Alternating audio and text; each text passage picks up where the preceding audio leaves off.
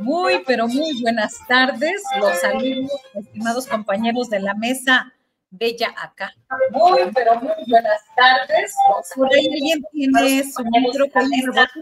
Bella acá. Muy, pero muy buenas tardes. Por ahí vamos a ver. Ahora sí que vamos silenciando y vamos abriendo. Saludo primeramente a Federico Bonazo, músico y escritor. Bienvenido, Federico. Gracias, querida Marta Olivia. Tere, Arturo, audiencia de Astillero, un gustazo estar un miércoles más por aquí. Gracias, buenas tardes. Tere Rodríguez de la Vega, socióloga, maestra de la Facultad de Ciencias Políticas y Sociales de la UNAM, panelista en la Mesa Roja de Pie de Página. Bienvenida, buenas tardes. Hola, Marta Olivia, Federico, Arturo, un abrazo a ustedes y a toda la audiencia. Gracias, Tere. Arturo Cano, periodista, cronista de La Jornada. Bienvenido, buenas tardes. Muy buenas tardes, Marta Olivia, Tere, Federico. Gracias a todas las personas que nos acompañan en este espacio de desorden, porque acaba de terminar el espacio donde está presente su santidad, poniendo orden, el sumo pontífice. ¿Cuántas maneras de nombrar al Papa hay, Federico, Marta Olivia, Tere? Hay una cantidad enorme, ¿no?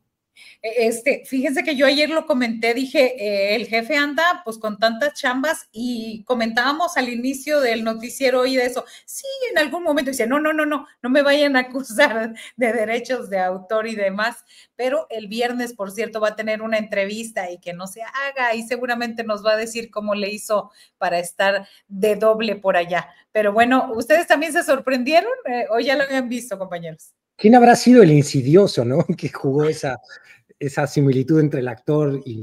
Fue el Monero Hernández el primero, ¿no? Creo que fue el Monero Hernández.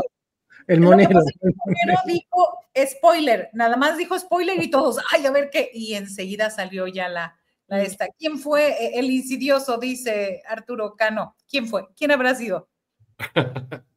No, pues yo creo que fueron muchos, la cuenta de José Hernández tiene mucho alcance, pero yo lo vi en algunos otros tuiteros que tienen menor alcance hacer o llamar o destacar el hecho de que don Julio Hernández, a quien muchos de nosotros leíamos desde niños, puede parecer el doble de un actor que debe tener 40 años, ¿no? O algo así. Sí, vamos a ver si la tenemos un poquito más adelante, estoy buscando la foto, yo no la guardé, pero sí se parece, ahora sí no le queremos spoilear, pero miren, ahorita solamente en el buscador para que la dejemos en pausa, digamos esta fotografía, vamos a poner en la que la estamos comparando, ahorita la ponemos y a ver si aparece ahí en el chat. Ahí la mandamos a producción, una donde se parece, a ver, ya, por favor pónganla producción, a ver si la podemos mandar aquí está, a ver, ya la vemos en cuadro, no, ahorita la vamos a ver, aguanten, ahora sí que aguanten el corte, primero una donde está Julio solo, donde se ve, ahí viene, ahí está. Pero hay otra donde se parece más, donde está Julio solo, Sebastián, aquí es donde está el Papa, oye, son dos gotas de agua, se me hace ahí, ¿verdad? Es un parecido notable.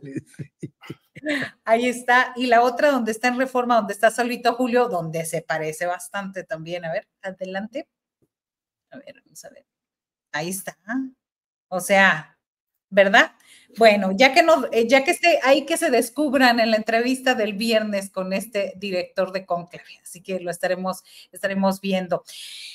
Hablando de eso, los temas, no sé si quieran empezar tranquilitos, o la dejó, el tema de las buscadoras de allá de Jalisco está muy fuerte. Elija, sí. Le toca elegir, Fede Bonazo. No, vamos con el de las buscadoras, que me parece el más importante, en términos éticos por lo menos, sí. Claro, ¿qué significa qué pasa con Gertz Manero y esta declaración? Y voy a poner en contexto solo esto, lo de Gertz Manero y Teuchitlán, y también sale el gobernador en otro caso, pero también en este discurso, sale el gobernador Salomón Jara de Oaxaca sin encontraron a la activista, el cadáver de la activista Sandra Domínguez en Veracruz, no en Oaxaca, y él viene y dice, después de encontrarla, dice, fue el crimen organizado. Fue una cuestión que yo no sé si le pasaron las investigaciones y demás, pero hablo de ese discurso y ese mensaje bastante revictimizante, me parece, Federico Naso. Coincido absolutamente con lo que dices, insultante, porque revictimizar desde el Estado, que es el responsable de encontrar a las personas desaparecidas, y antes de eso, de impedir que desaparezcan, defender a la ciudadanía, a la población, pues resulta insultante. Y hay como una regla ya, una suerte de cultura de la indolencia y de la insensibilidad social que permite declarar que hay víctimas de primera y víctimas de segunda, y las que son víctimas del crimen organizado o que estarían relacionadas ellas mismas con la actividad delincuencial son subhumanos o pues en algo andarían, y esa pendiente resbaladiza narrativa termina en comentarios como que las madres buscadoras son agentes de la derecha, insensibilidad que hemos visto repetida una y otra vez, y no por algún bot enloquecido en Twitter, sino por algunos voces importantes de la 4T. Es decir, hay una dirigencia, unos sectores de la dirigencia que o callan ante este tipo de afirmaciones, ¿no? de esta categoría de víctimas de segunda, que en algo andarían, o incluso la promueven, y es absolutamente insultante, y también es insultante ver a un fiscal general que no piensa ser removido, o sea, que no parece que vaya a ser removido, ni hay el menor intento de usar las vías legales que hay para poder sacarlo de un puesto donde no ha hecho nada más que insultar a la sociedad, porque ahora además, para colmo, se contradice con lo que él mismo declara en la conferencia de prensa de marzo. En su última conferencia de prensa, de horas atrás, dice que no hay osamentas calcinadas, cuando dijo en marzo que sí, que había fragmentos de osamentas de cuerpos muy fragmentados que impedían, que hablaban, para empezar, de que había muchísimos cuerpos diferentes involucrados en el sitio de Teuchitlán, y que además habrían pasado por procesos de quema, de calcinación, si es que la palabra calcinación existe. Es decir, hay una contradicción allí que también vuelve a insultar ya no encuentro yo otra palabra, ¿no?, para definirlo. Y luego está esta cosa de, bueno, ya, la Fiscalía de Jalisco es la culpable de todos los males del país, ¿no? Se avecina un nuevo frente frío, es culpa de la Fiscalía de Jalisco, que por supuesto que es culpable de también la omisión a la que muy malamente nos tiene acostumbrados la parte de los ministerios públicos, donde inicia el sistema de procuración de justicia en nuestro querido y adolorido México. Es decir, por supuesto que nadie quiere quitarle un gramo de responsabilidad a la Fiscalía de Jalisco, al gobernador de Jalisco y a todas las instancias del Estado en todas sus representaciones que, o por omisión o coparticipación o cosas peores, no actúen en este tipo de situaciones. Pero la Fiscalía General de la República ya hace mucho tiempo que tiene el caso, hace esta operación de llevar a los periodistas allí, que tampoco se explica para qué, donde puede haber destrucciones de pruebas, como se lo señala una de las periodistas que lo increpa a un Gers Manero, que no pierde nunca la compostura, pero tampoco pierde nunca una retórica que ya exige una interpretación imposible, ¿no?, que recuerda a la del viejo PRI, y que lamentablemente, y muchos lo han comentado en estas horas, y coincido, aunque son tan diferentes los casos de Ayotzinapa con el Teuchitlán, en sí los casos tan diferentes, es inevitable no evocar la retórica de Murillo Karam y otras verdades que se han querido instalar a través de relatos, ¿no? Es un gran relator, es un gran narrador, Gers Manero, es mucho antes un cuentista que un fiscal. Y esto en algún momento tendría que terminar, pero lo vemos perpetuarse en el tiempo, en un cargo que le ha quedado grande, es poco. Gracias, Fede Bonazo. Tere Rodríguez, pasa en esta carta que mandan las madres buscadoras, le dicen a la presidenta que no le mientan y que no le mientan porque ella ha encabezado una estrategia conjunto con la secretaria de Gobernación, Rosa Isela Rodríguez, de estar con ellas, de atenderlas, de escucharlas, de ver que son madres buscadoras. Veo de pronto demasiados comentarios de que si está en contra y esta cuestión conspiracionista, que a partir de que Sheinbaum tiene el 85% aparece el caso. No es cierto. Ese caso ya tenía muchos años, muchas denuncias locales en Jalisco de que algo estaba pasando ahí y no se atendió por el ex gobernador Enrique Alfaro y todas las autoridades municipales. Contrasta este discurso, este mensaje, esta forma de actuar de la secretaria de Gobernación y de Sheinbaum con la actuación de Gertz Manero, Tere. En definitiva sí, pero también creo que tenemos que relativizar ese contraste porque pues a Gertz Manero se le dio el pedestal de la mañanera para informar lo que informó. Según vemos lo que informa el fiscal general, una vez más, no solo disiente, sino que da la espalda al propio trabajo de las víctimas. A mí me parece que una de las cuentas más tristes que tiene la 4T para entregarnos en estos primeros cortes de caja sexenales y del arranque del sexenio tiene que ver con la relación justo con las víctimas. Y en esto que hoy tú también analogas con el caso de Sandra Domínguez, me parece que se ve muy bien, ¿no?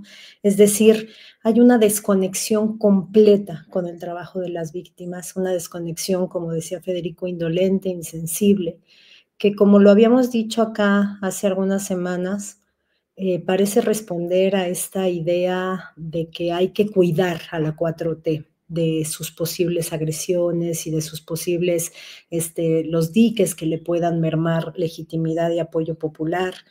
Y entonces en esta lógica del control de daños, pues han renunciado a trabajar cerca de las víctimas con sensibilidad hacia las víctimas.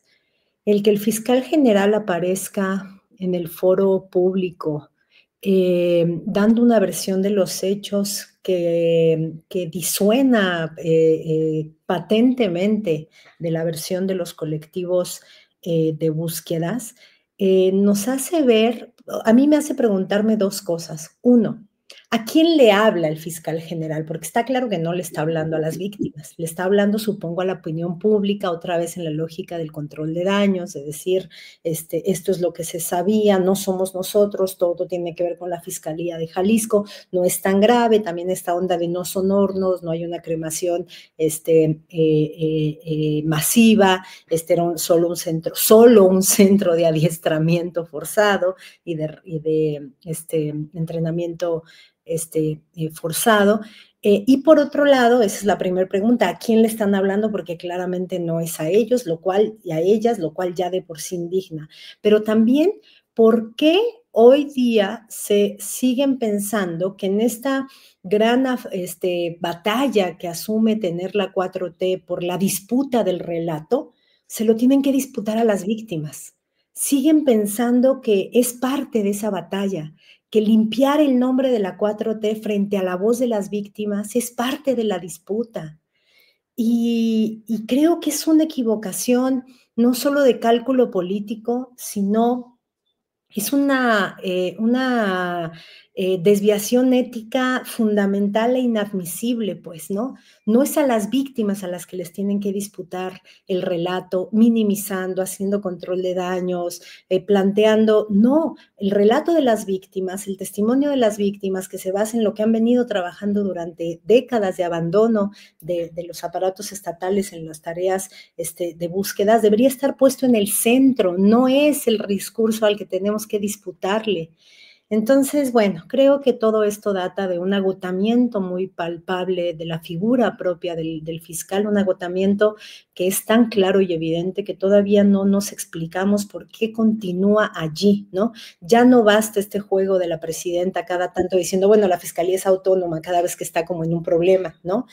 Porque hay una decisión política de no cambiar guía, rumbo en ese sector de la impartición de justicia. Y perdón por extenderme, pero qué bueno que trajiste, Marta Olivia, el caso de Sandra, porque ahí tenemos otra afrenta, una más, ¿no? Un gobernador que sale con una declaración absolutamente revictimizante contra Sandra Domínguez, que explica y da por terminada una investigación, dando por hecho que fue el crimen organizado por los vínculos que presuntamente tendría el esposo de Sandra, dando de verdad un ejemplo emblemático, yo ponía el otro día en Twitter, de impartición de justicia sin perspectiva de género, ¿no? Una mujer desaparece, su cuerpo es encontrado, la línea de investigación señala los vínculos posibles del marido con el crimen organizado, de manual, impartición de justicia misógina y sin perspectiva de género, ¿no? Entonces ahí también visto como en conjunto, no son días alegres para la forma en la que la 4T enfrenta la crisis de víctimas que tenemos en el país. Gracias, Tere Rodríguez de la Vega. Arturo Cano, de acuerdo a tu conocimiento y toda tu expertise en cubrir tantos gobiernos, tantos funcionarios, uno se pregunta en el caso de las buscadoras, pero en el caso de un fiscal o antes eran procuradores, ¿por qué sigue Gers Manero en el cargo? Ya con Andrés Manuel López Obrador, pues se ganó el mote de Gers Florero. Ahora es otro, le puso Julio, no recuerdo cuál es ahora, Gers Titiritero, y bueno, todos los adjetivos, y él sigue tan firme, ninguneando a los comunicadores. Eso es de forma, sí es de forma, y el fondo es de que no actúa tanto, pero ¿por qué se mantiene un funcionario así en un área tan fundamental para el país?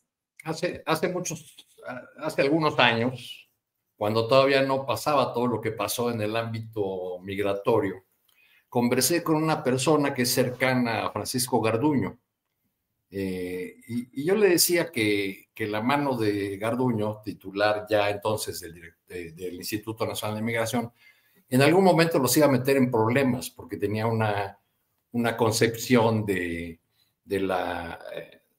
fenómeno migratorio muy enfocada a la visión policíaca. Le fue, pues así le fue a México con este funcionario después del incendio en Ciudad Juárez y luego ahora con la prolongación de su cargo. Pero en aquella conversación recuerdo que le conté a esta persona cercana a Garduño, o que en algún momento fue cercana a Garduño, le conté pues algunos de los episodios que ya estaban ocurriendo, que estaban mandando señales sobre el peligro, sobre los descuidos, sobre la corrupción que no se había terminado dentro del Instituto Nacional de Migración.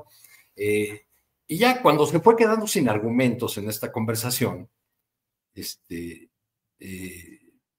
terminó por decirme, bueno, pues sigue ahí, porque él no hace más que lo que le dicen.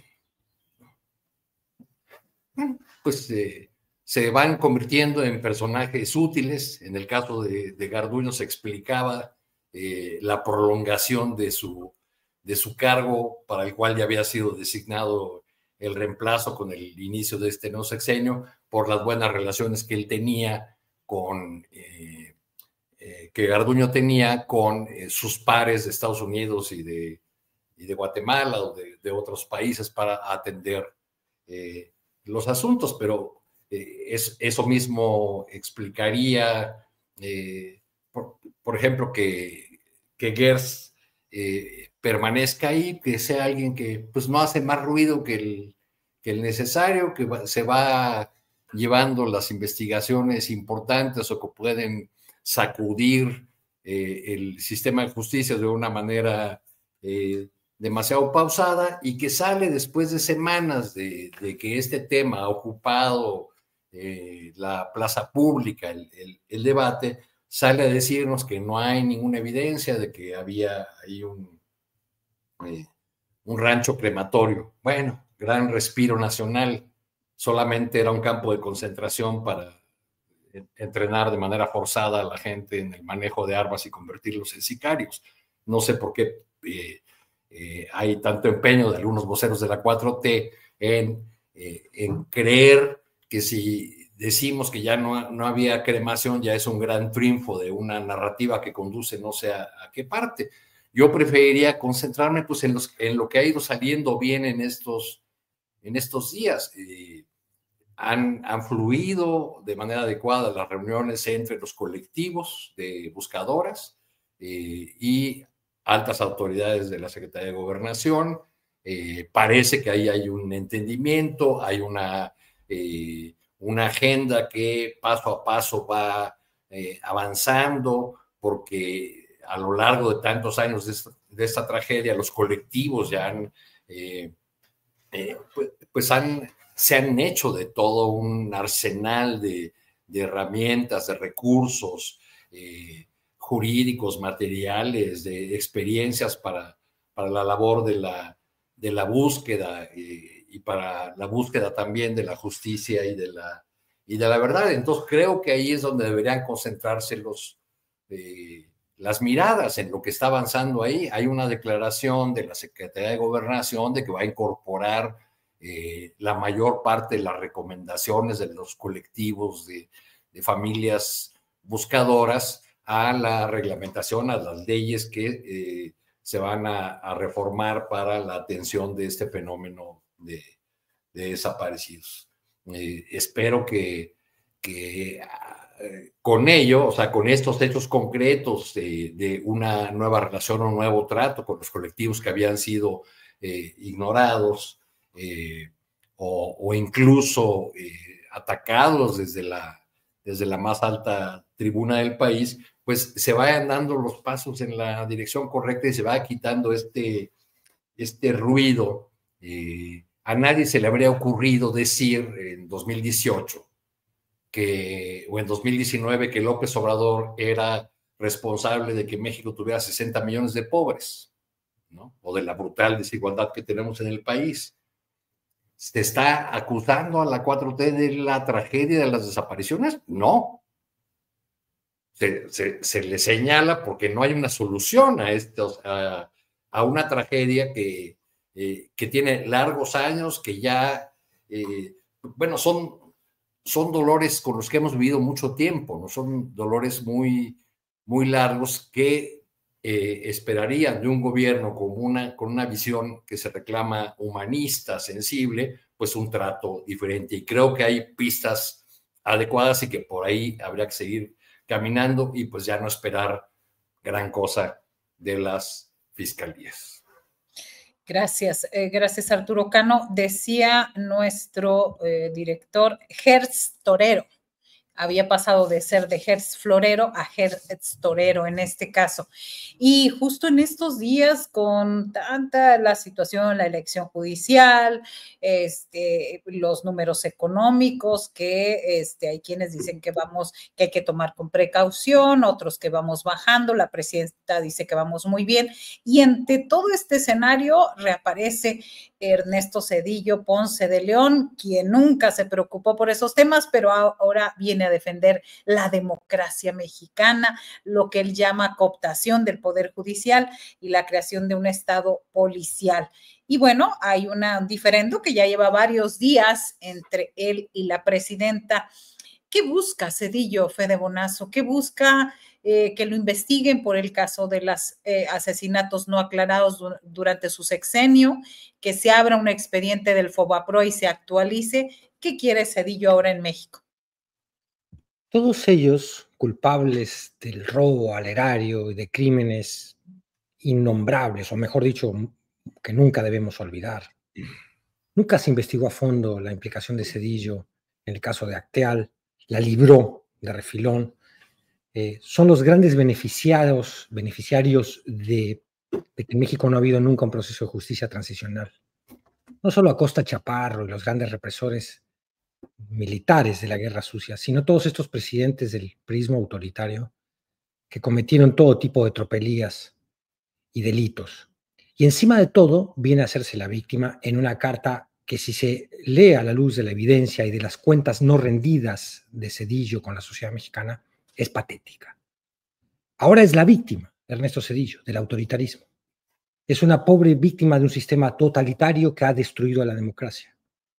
Esto es una burla absoluta reproducida por todos los que de manera cínica o candorosa creen en una babosada de ese tamaño. ¿Cómo va a ser víctima el hombre que permitió el Fobaproa? ¿Cómo va a ser víctima el hombre que traicionó los acuerdos de paz que se estaban llevando a cabo con el Ejército Zapatista de Liberación Nacional?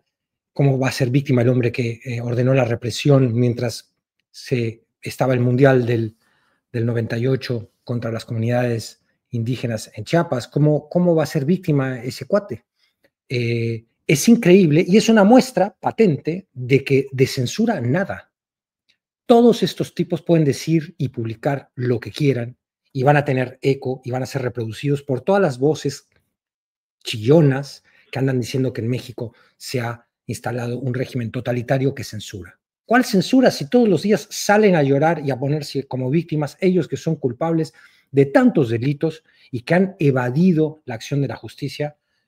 Entre otras cosas, gracias a la decisión política de López Obrador, al que tienen grabado en el duodeno, porque nuevamente es nombrado en esta carta por Zedillo, el presidente que finge su retiro allá. No pueden vivir sin mencionarlo, vivir sin recordarlo, vivir sin intentar establecer una revancha pública con un presidente, López Obrador, que no afectó ninguno de sus negocios, que no metió en la cárcel a ninguno de ellos, que no hizo persecución política sobre ninguno de ellos.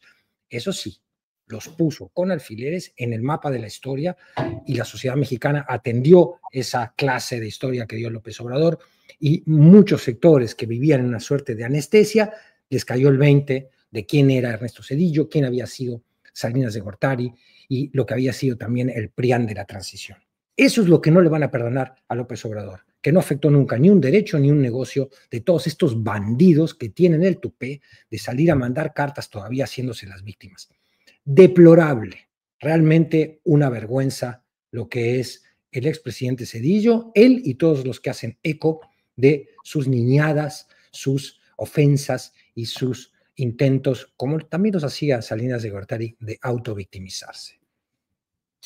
Gracias, Fede Bonazo. Y bueno, en este sentido, a veces resulta ilógico lo que nos hemos dado cuenta en los últimos días, Tere Rodríguez de la Vega, que, por ejemplo, Ernesto Zedillo, después de que se le retiró la pensión vitalicia como expresidente, el Banco de México le autorizó y desde que salió de su gobierno, él parece un cuento de lo absurdo, pero él tiene una pensión por el rescate al sistema bancario, 143,000 pesitos mensuales de pensión en el Banco de México.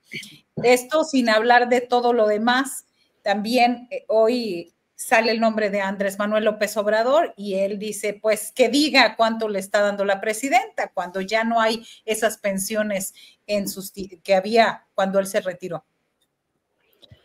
Creo que a mí la verdad no sé si me da mucho coraje, mucho coraje o mucha lástima, porque creo que más que qué busca Zedillo, habría que ver qué busca la derecha mexicana, tipo Letras Libres, haciendo de Zedillo, como han hecho de Calderón en otros momentos, sus vocerías, ¿no? Es decir, necesitar estas voces que más desacreditadas no pueden estar, que no podrían pararse en ninguna plaza pública en el país, pues nos habla de la profunda crisis ideológica de la derecha mexicana y creo que eso, por un lado, pues da lástima y por otro lado, tenemos que festejarlo porque están en la lona, tan en la lona que Letras Libres aparece en primera plana con un artículo de Ernesto Zedillo Ponce de León. O sea, ¿quién lo hubiera pensado? Pues, ¿no? Del presidente más desacreditado y el que llevó al fin del régimen del PRI. Entonces, bueno, y lo llevó como fracaso, no lo llevó así como por vocación democrática, ¿no? Sino porque no pudo rescatar al régimen del PRI por mucho que lo intentó. A mí me parece que se haya dicho mucho el grado de desvergüenza de un personaje que además ahora se ufana en su nuevo escrito, que no puede ser una carta a la presidenta Sheinbaum porque habla de ella en tercera persona, ¿no? No se está dirigiendo a ella, pues. Pero este escrito que entonces quién sabe en realidad a quién se dirige, una especie de desmentido de lo que la presidenta dijo en su mañanera. Pero en esta carta él hace como un recuento de lo que él asume fueron los logros que justifican su pensión, ¿no? En el Banco de México. Y no resulta, pues, no deja de ser patético que el presidente del error de diciembre del Fobaproa tenga una buena autopercepción de su gestión al frente de la economía nacional, es decir, qué bien por su autopercepción y amor propio, ¿no? Me parece que la presidenta ha sido suficientemente clara y enfática en lo absurdo que resulta no solo el hecho de que un presidente que intervino directa y autoritaria y verticalmente en la composición de la Corte al inicio de su mandato, ahora hable de felonías con este vocabulario, felonías contra la democracia para referirse a la reforma al Poder Judicial y a la elección de personas juzgadoras, sino además por recordarle el grado de descomposición democrática de un país en el que la represión política es una herramienta cotidiana, ¿no? Y entonces acierta la presidenta Sheinbaum en decir qué tan deteriorada estaba la democracia con Ernesto Zedillo, que podemos asistir a un Aguas Blancas en 95, a un Acteal en 97, a un El Charco en 98, y hay una que no se suele mencionar en la mañanera, que a mí me puede particularmente y no se suele mencionar en esta ataque a Zedillo, pues porque implica uno de los funcionarios de primera línea de la 4T, que tiene que ver con la intervención de la policía militarizada en Ciudad Universitaria, bueno, y en el campus entero de la UNAM, para poner fin al movimiento estudiantil de la huelga con el encarcelamiento de miles de estudiantes. Entonces, esto claro que no se dice porque es algo que la 4T ha olvidado parcialmente, porque ha reivindicado pues al rector entonces de la UNAM, que fue uno de los artífices de esta incursión de la policía militarizada, que en la memoria política de la izquierda de México es una de las síntomas de mayor descomposición democrática. Previo a esto, pues tenemos el 68, ¿no? Es decir, la militarización de la Universidad Autónoma es uno de los signos de deterioro de la vida democrática del país. Este es el personaje que está escribiendo esta carta. A mí me parece que da mucho coraje y por eso toma revuelo, pero también me parece que debemos relativamente festejar la insignificancia histórica de quien ahora es portada a 8 columnas de letras libres. De ese tamaño es ese pasquín. Gracias, Tere Rodríguez. Y bueno, también recordar para el contexto histórico que en las elecciones del 2000 hubo una negociación entre el expresidente Ernesto Zedillo y Estados Unidos. Esto lo escribió en su libro Francisco Labastida Ochoa, en el libro La deuda sistemática. Dijo que le iban a entregar, que perdiera el PRI, que le entregaran el poder al PAN a condición o por la entrega de un préstamo de 40,000 millones de dólares. Esto es en parte el contexto de más. Pero informativamente hablando, Arturo Cano, ¿es interesante o qué preguntas no se le han hecho a Zedillo o no ha contestado Zedillo ahora? O que sería en el hipotético caso de entrevistarlo y que él aceptara una entrevista periodística, y digo periodística, ¿qué nos tiene que explicar todavía? A mí me gustaría preguntarle, Marta Olivia, ¿por qué el presidente surgido de las filas del PRI, que dijo que tendría sana distancia con su partido, puso 7 dirigentes del PRI durante su mandato? Los líderes de las cabezas del Comité Ejecutivo Nacional del PRI durante el mandato de Zedillo fueron 7. O sea, duraron un promedio de 10 meses. Y recordé ese dato ahora que se habla de Zedillo como el demócrata. Más allá del Fobaproa, de Acteal, de Aguas Blancas, de toda la lista de horrores que se vivieron bajo el zedillismo, pues podríamos también hablar de ese ángulo de Zedillo el demócrata y por qué sale ahora pues al ruedo, a la plaza pública, a querer, bueno, a convertirse en automático en el nuevo adalid, en el nuevo Cid de la oposición cada vez más menguada. Un personaje como Ernesto Zedillo, que ahora, aparte de que lo presentan como un gran genio económico, ya no le atribuyen el error de diciembre y la desgracia de miles y miles de familias mexicanas que lo perdieron todo, sino que ahora dicen, no, ¿cómo crecimos con Zedillo? ¡Qué barbaridad! Fue algo increíble, pese a los problemas de diciembre del 94 y el arranque de 95.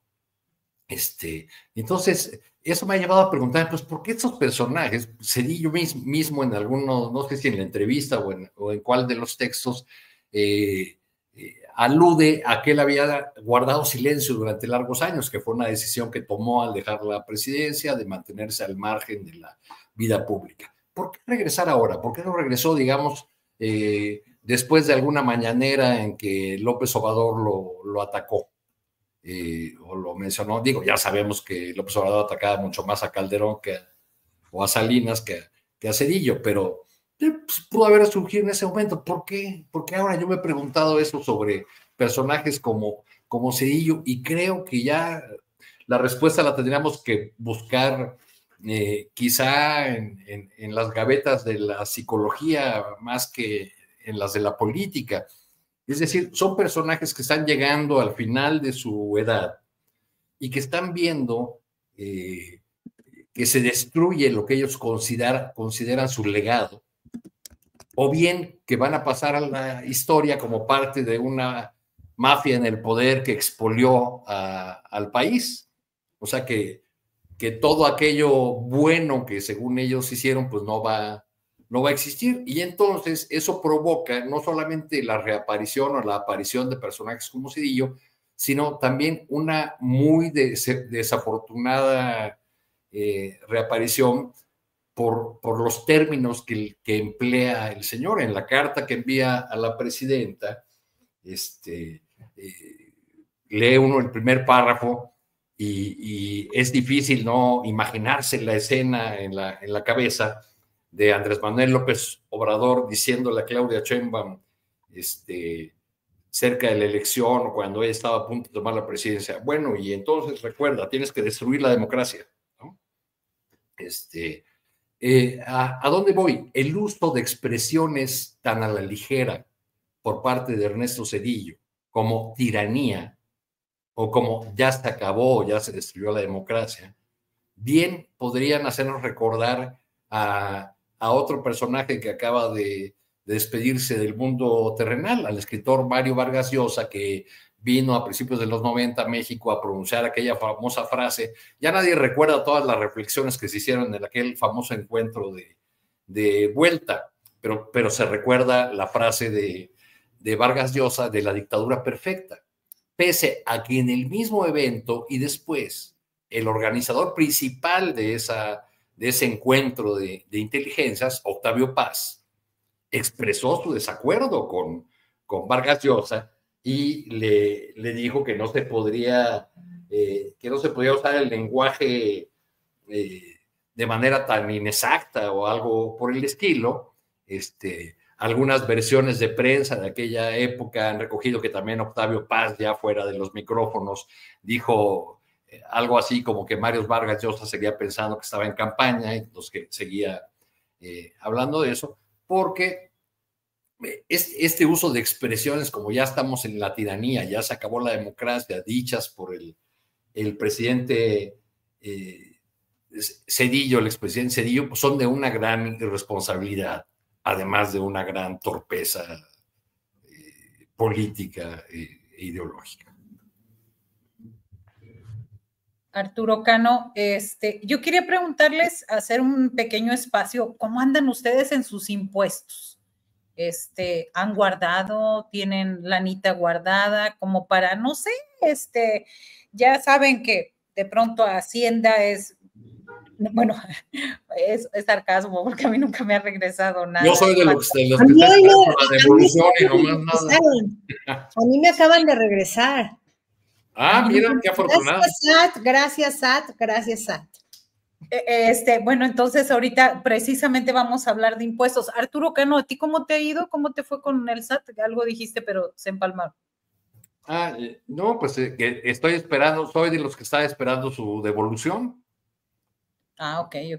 Espero que no tarde mucho la devolución de parte del Servicio de Administración Tributaria. Bien. Vi un letrero hace unos meses en Tijuana de un dibujo de un monstruo horrible y dice, te ayudamos contra el satánico. Era una empresa de abogados y contadores que asesoraban a personas empleadas con el SAT, pero de plano ahí le llamaban el satánico. El satánico. Bueno, y precisamente vamos con ese tema porque pues el cardenal Norberto Rivera Carrera pues traía una lanita ahí guardada.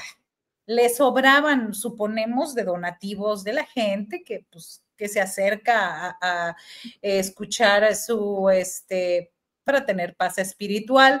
No sabía qué hacer con su lanita y se compró 2 sencillitos departamentos en la lujosísima Torre Micta. $1 millón cada uno, hasta eso no crean que mucho.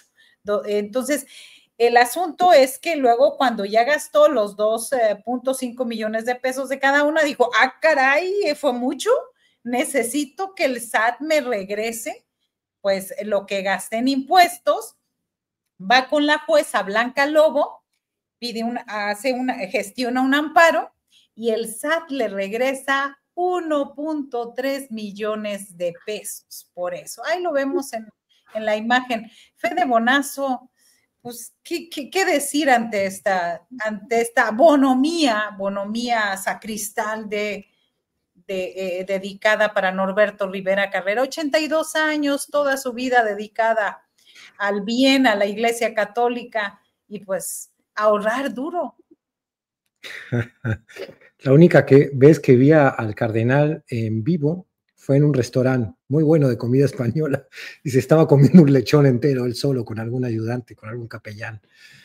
Un hombre dado al hedonismo, un hedonismo que irritó muchísimo a Francisco, el Papa, cuando vino a México y en el único encuentro que tuvo físico ahí con la curia mexicana, les metió una regañada brutal por el estilo de vida, por la lucha por el poder, por las alianzas políticas, muy lejos de las enseñanzas de austeridad, de ascetismo de la Iglesia, bueno, del Nuevo Testamento, digámoslo, porque la Iglesia Católica es una de las principales violadoras de la doctrina cristiana. En los hechos, pero el Papa les metió una regañada brutal a este hombre al que ahora parece que no es que lo perdona el SAT, sino que lo perdona un juez. Hay nuevamente un juez de por medio impidiendo que la tarea fiscal sea pareja. A mí, lamentablemente, a diferencia de Tere y Arturo, me ha tocado pagar este año y estoy con adiós mis vacaciones. Fueron para el SAT, acabo de ponerle enter antes de entrar a la entrevista a mi pago puntual como ciudadano responsable, pensando en todas estas excepciones fiscales que reciben siempre los ricos y los poderosos. Es decir, terminamos sosteniendo nosotros el sistema fiscal. Con nosotros me refiero, bueno, a una clase media o incluso también a una clase trabajadora a la que trabaja, digamos, de manera que paga también impuestos y estos evasores, estos grandes ricos son evasores, ¿no? Le tocó ahora la anécdota a este cardenal Rivera, que además, como tú muy bien señalabas, tiene 2 departamentos cada uno, si no me equivoco, según lo que leí en la nota del querido Julio Astillero, y si el dato es correcto, cada uno de ellos rondando los 10 millones de pesos. En fin, bueno, es la historia de siempre. Se celebra la recaudación récord, porque hay que decirlo, desde la administración pasada de López Obrador y en esta hay recaudación récord en México, muy lejos aún de lo que es la recaudación en los países de la región. México está muy por debajo de lo que se recaudan países como Brasil, como Chile. De todas maneras, se celebra que esa recaudación haya crecido. Mucho tiene que ver también, entiendo, con lo que se ha logrado en cuanto a disputa legal con las plataformas digitales. Se celebra y se aplaude, pero que sea parejo, es lo que queremos todos los ciudadanos, que no siga habiendo estas artimañas legales en las cuales un juez puede encajonar la deuda fiscal de un millonario durante años y este millonario reírse de la sociedad entera con un puro allá en un yate en el Mediterráneo. Eso sí choca a los que pagamos puntualmente nuestros impuestos. Bien, gracias, Fede Bonazo. Fíjese que yo con todo este tema se me lengua la traba. La torre se llama, o sea, corrijo, Mítica, que es una palabra náhuatl y significa lugar de encuentro en la lengua de los aztecas. ¿Dónde está? Pues en el pueblo de Joco, ahí en la alcaldía Benito Juárez, en la Ciudad de México, ahí por el circuito interior y avenida Río Churubusco. Así que aclarado el punto. ¿Qué agregar al respecto, Tere Rodríguez, de este caso? Veía yo acá veía un comentario. Dice por acá Ana Goba, le regalan 2 departamentos al santo diablo. Y aclarar el punto, o sea, la jueza, esa jueza, no se les olvide el nombre, Blanca Lobo, es la que lo amparó y la que hizo este trámite. Tere. Híjole. No, pues creo que es un caso como que además cae en un momento que despierta muchos simbolismos, ¿no? Uno, por lo que ya estaba diciendo acá Federico, ¿no? La opulencia de la curia mexicana en estos días en los que pues hemos recordado la crítica a la opulencia como uno de los sellos de distinción del Papa recién desaparecido. Y pues en tiempos de cónclave estos están en el puro conclavarse la lana, ¿no? Otro porque es mítica. El hecho de que la torre sea mítica también a mí me parece como que es simbólicamente muy canijo porque pues es un monumento al despojo, al pueblo de Joco, ¿no? Es una torre inmensa en una alcaldía y en una zona que de por sí tenía carestía de agua y ha sido un larguísimo proceso de lucha del pueblo de Joco contra esta gentrificación acelerada, producto de la construcción de este enorme centro comercial y ciudad habitacional para potentados. Que el cardenal tenga departamentos allí, pues, y además habrá que ver en qué piso, ¿no? Que no es tanto que cerca está del cielo, sino que lejos está del pueblo y de la gente, ¿no? Y la otra cosa es pues que toca en los días de discusión de la reforma al Poder Judicial y de la elección próxima de personas juzgadoras, porque sí creo que una de las cosas que les da más pánico de la próxima elección de personas juzgadoras es que se les acabó un negocio, que es el negocio del pleito fiscal, ¿no? Del litigio fiscal, que es un negociazazazazo en este país.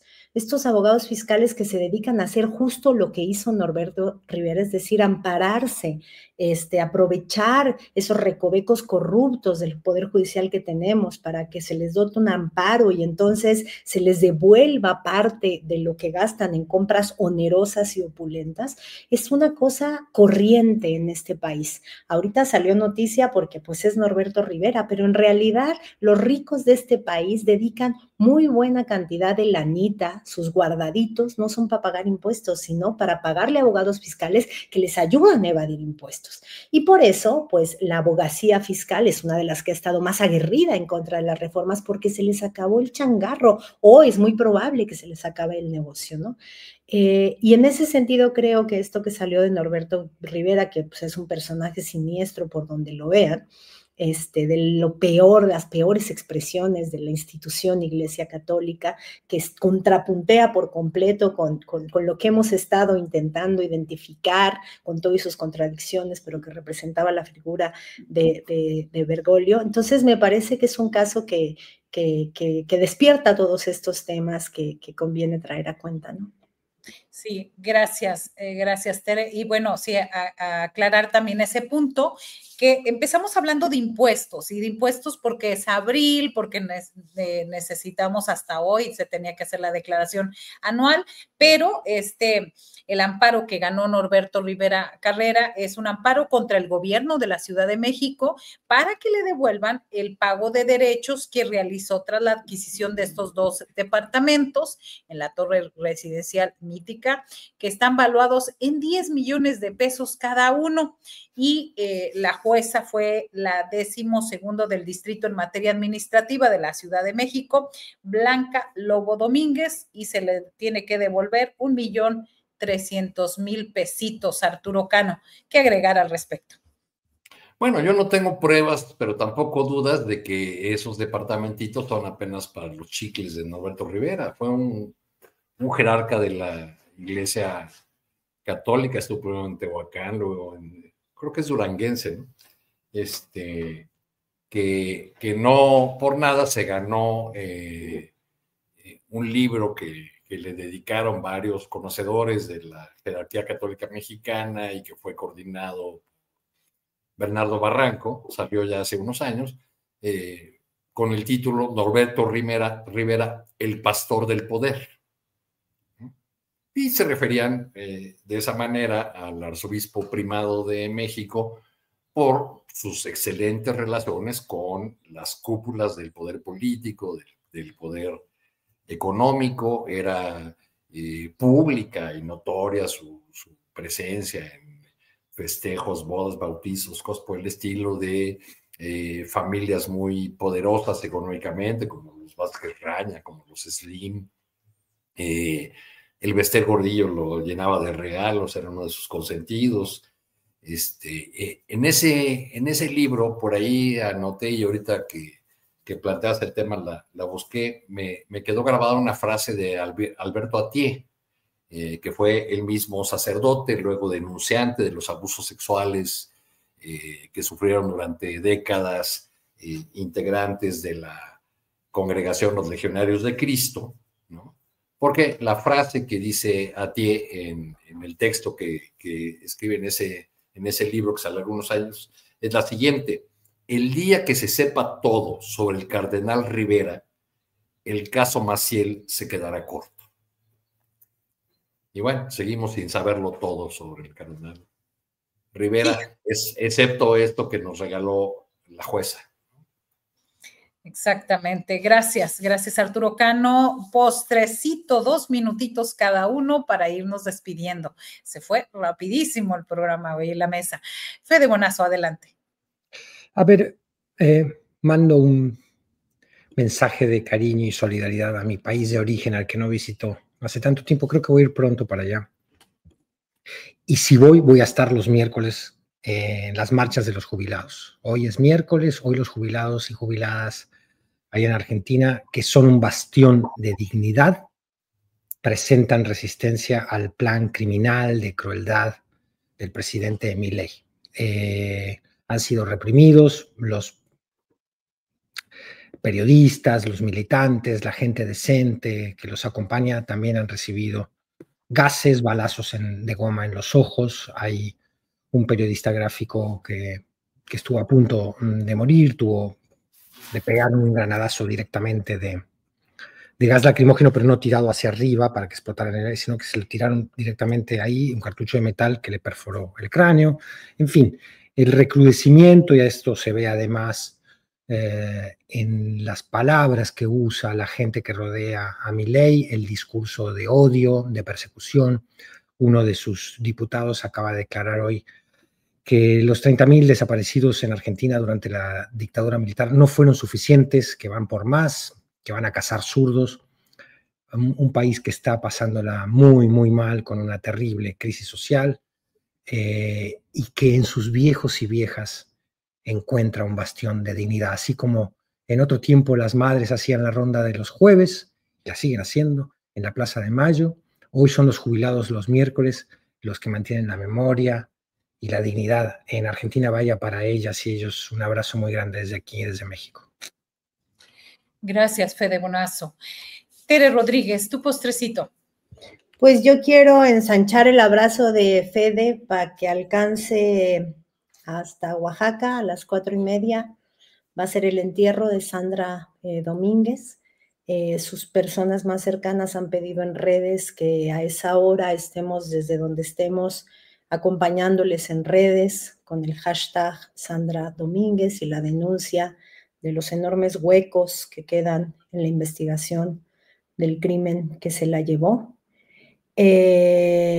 Así que bueno, pues eso, ¿no? Un abrazo a las compañeras de consorcio en Oaxaca y todos esos muy hermosos mecanismos de acompañamiento a mujeres buscadoras que lamentablemente hoy están de luto por la noticia de que encontraron sin vida a esta importante abogada defensora de los derechos en Oaxaca. Gracias, Tere Rodríguez. Arturo Cano, tu postrecito. Pues Día del Niño y Migración, nada más para no olvidar el dato. El año pasado, en 2024, fueron deportados por Estados Unidos 28,000 niños mexicanos. De ellos, 11,300 niños de 12 a 17 años eran personas no acompañadas, es decir, fueron deportados solos, ¿no? Lo que debe llamarnos mucho la atención en estos días que se celebra a los niños como dijo hoy la presidenta, como el presente, ¿no? Como el futuro de la nación. Y en ese trumpiano escenario que tenemos, hay que ver con preocupación y llamar la atención sobre el hecho de que los fondos para la atención del fenómeno migratorio, de las personas en movilidad, de quienes quieren llegar a la frontera con Estados Unidos o de quienes quieran quedarse en México, pues se han ido reduciendo de manera sistemática, tanto los que el gobierno mexicano destina a este propósito como fondos internacionales, porque acabo de ver una información sobre el Alto Comisionado de Naciones Unidas para Refugiados, en que plantea que ha tenido una reducción a la mitad de su presupuesto, que le ha obligado a cerrar 4 oficinas aquí en México, en Tuxtla Gutiérrez, una de ellas, la de Chiapas, que es muy importante, y también a reducir de manera muy importante los apoyos que destina a instituciones mexicanas. Por ejemplo, ACNUR era responsable, ya no lo va a hacer, según esta información reciente, de poco más de la mitad de los recursos con los que trabaja la Comisión Mexicana de Ayuda a Refugiados.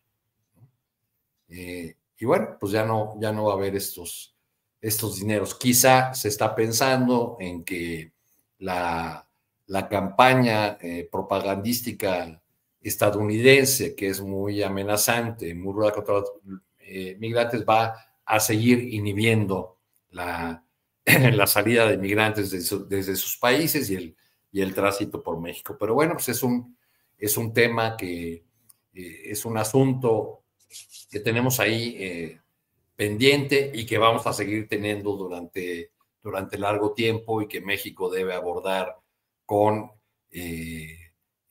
los criterios de respeto a los derechos humanos, que deben ser más que retórica del INAMI y de organismos similares.